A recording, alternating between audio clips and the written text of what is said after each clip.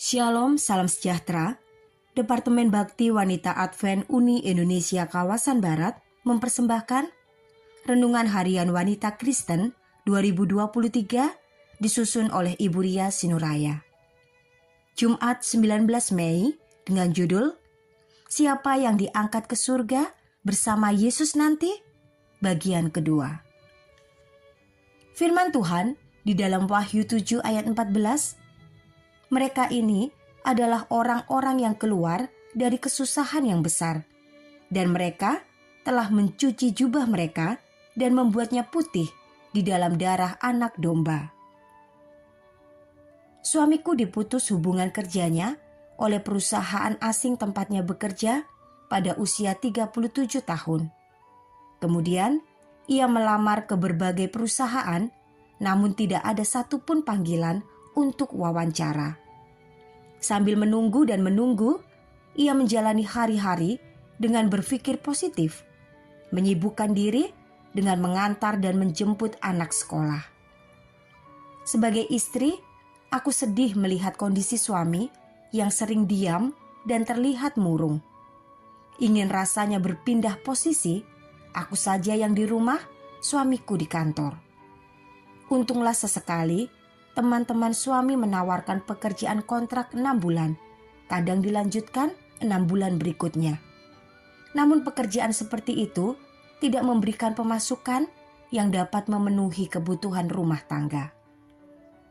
Kami terus berdoa, mohon pengasihan Tuhan. Kami percaya Tuhan tidak melupakan kami.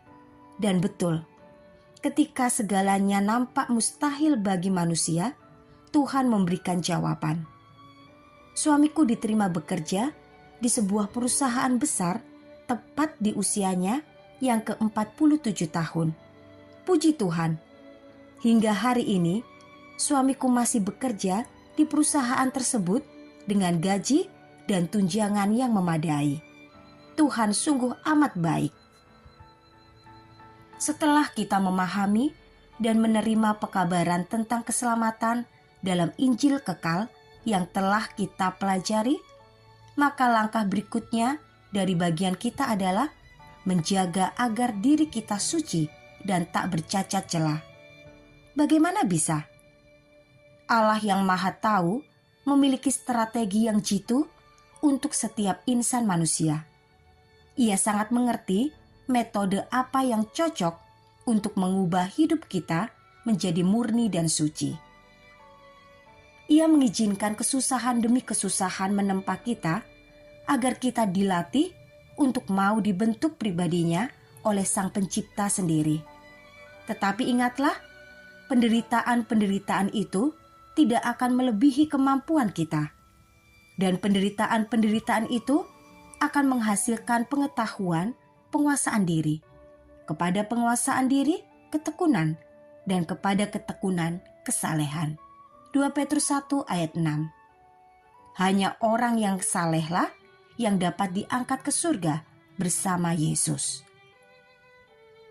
Firman Tuhan di dalam Yakobus 1 ayat 12. Berbahagialah orang yang bertahan dalam pencobaan, sebab apabila ia sudah tahan uji, ia akan menerima mahkota kehidupan yang dijanjikan Allah kepada barang siapa yang mengasihi Dia.